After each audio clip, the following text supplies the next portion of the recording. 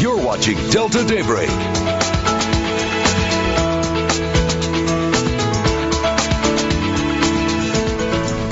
It is 15 minutes after 6. We are here in the Delta Daybreak kitchen with Ike Trotter for Financial Friday. Welcome. Good morning. Good morning. Good to be here as always. Wonderful. This is the first time you've been here in the kitchen with us. I like this. I like this. Well, this looks good. Thank you very much. Sure and we are talking about weddings today and the cost of weddings and how to make it memorable without forking out a lot of dough. Yes. How do you do that? Yes, I don't know how you do that. And you're a father, so you've been through this. I have.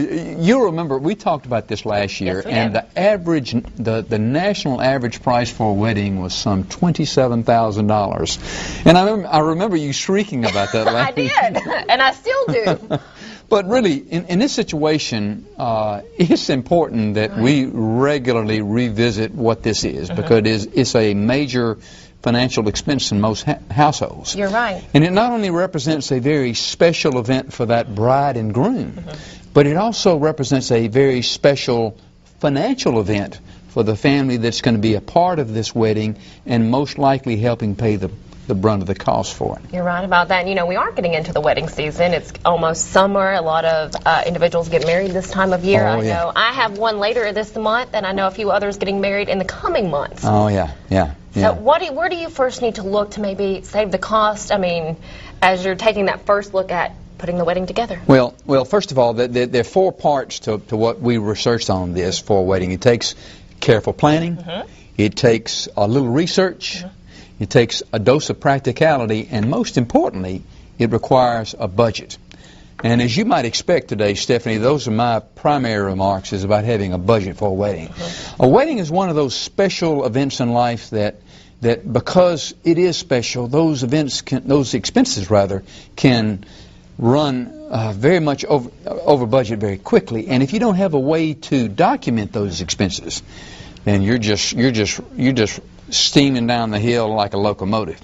Obviously, most wedding planners would recommend that you try to create a wedding budget work list so that you're able to stay on track with what these expenses are. Now, you can go on the internet and you can Google hundreds of thousands of different sites. Right. I just happened to print this off this morning. This is a list of some of the items that we have. You've got expenses such as the ceremony, the reception, the photographer, the entertainment, the music. The expenses just go on and on. It is very important that we work on this early and often. Now, I know there are some expected costs, but do you have any unexpected costs that kind of come up and you're planning all this and you're like, well, I didn't even think to add that on my list? Oh yeah.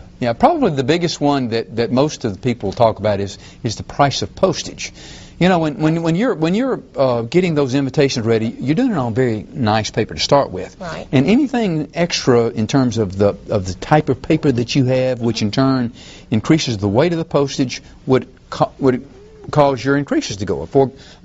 For example, if you invited 300 people and the cost of postage went from $1 to $1.60 per invitation, well, that's $180. And you say, well, $180, that's not much. But when you add that on top of everything else, it really goes. Alterations to wedding dresses. You know, the wedding dress has got to be just so. That's true. That can be very quick. How much would that, would you estimate an alteration would cost for a wedding dress? Very easily. You can look at $300, $400, $500 very quickly. For an alteration? Yes. Wow. Particularly if someone's not that standard size. True. Oh, and you you're have right. to go through that. I personally experienced that with my petite daughter.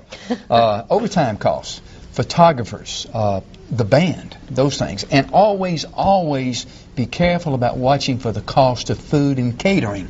They're wonderful, essential things to it, but if you don't keep a very close handle on that, it'll get out of control. Those are primarily some of the hidden costs that you have to watch out for. Unexpected hidden costs, I would think, and the alterations, I'm still amazed with that, and I'm sure some brides and moms and fathers out there are saying, yes, we were surprised as well. Now, I mentioned this last year. What are the average costs for a wedding today? And these costs break down 40% for the cost of food, the wedding cake, drinks, particularly if couples decide to have adult beverages at a wedding. 14% for clothing. Goodness gracious. 10% for entertainment. 7% for the photographer. 4% for invitations and printed materials. Remember what I said about that? Yeah, I do. And 4% for gifts.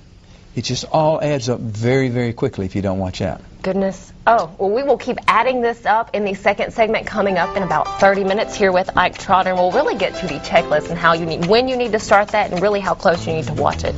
Ike, we'll see you back here very shortly. Back in the Delta Daybreak kitchen with Ike Trotter talking about wedding costs, and that's what we're laughing about right now, cake costs. And I have to kind of call her out, though she's not in this area. I have a friend in Nashville who's getting married, and I'm part of the wedding. But she told me she spent over $1,500 on a cake.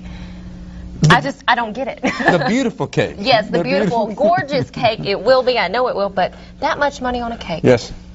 It's a big time for a big event. And you're right, and I completely agree. Yeah. Where do you, though, save costs? Where can you maybe cut it somewhere else to put it all towards a cake like that? Well, most of the financial experts, those people that work with weddings and wedding planners, say by far the biggest determinant to what the costs are to a wedding is the guest list. So would you suggest doing that first? Go ahead and figure out your guests before you work on anything else? That seems to be the process. You work with the guest list and then you work back that way. Okay. But by far the biggest thing to it is the number of guests you have, because everything else feeds off that. True. There's another thing that should be watched also. It has to do with watch for those pricey things that can run up the wedding. We all have photographers, but a new thing with weddings now are videographers, and those are good, but you've got to consider what that cost will be. Is it necessary to bring down that bagpipe player from Memphis that may charge $500 to come down?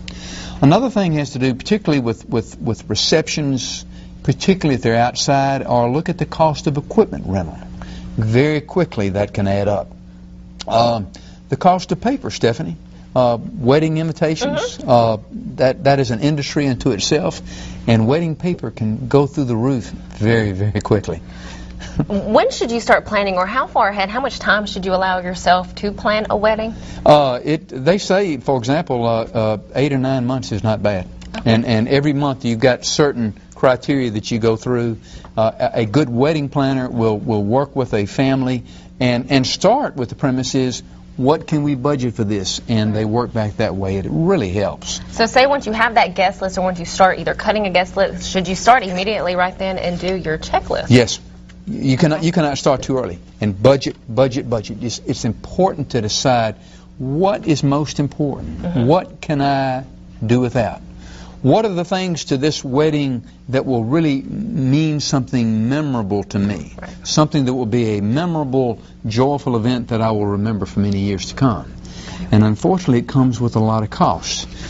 Now, I'm dying to talk to you about what we had mentioned earlier about the financial costs. Yes, Can I go ahead? Go right ahead on that. Well, I had mentioned to you that the national cost for a wedding today is some $27,000. So what we did was we said, what about if we cut the cost of a wedding in half to say $13,000? Which would still, I would think, do a nice wedding. It would do a nice wedding. It sure would, a very nice wedding. And we took that $14,000 and we gave that to the bride and groom, and we were able to invest it in, say the investment averaged a yield over 40 years of some 5%. And that's a reasonable rate of return, I think. Now listen to this as you keep going.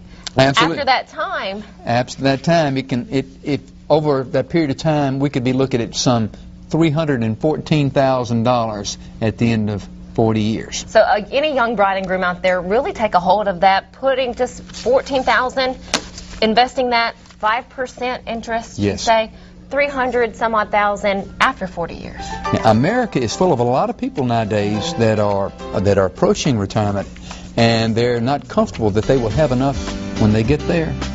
I will guarantee you that a lot of those people would have traded in a minute. Right, they would. To have the opportunity to have financial security of $300,000. Well, thank you, Ike, for that, for giving our viewers at least that tidbit of information right there. Really great to know. Thank you for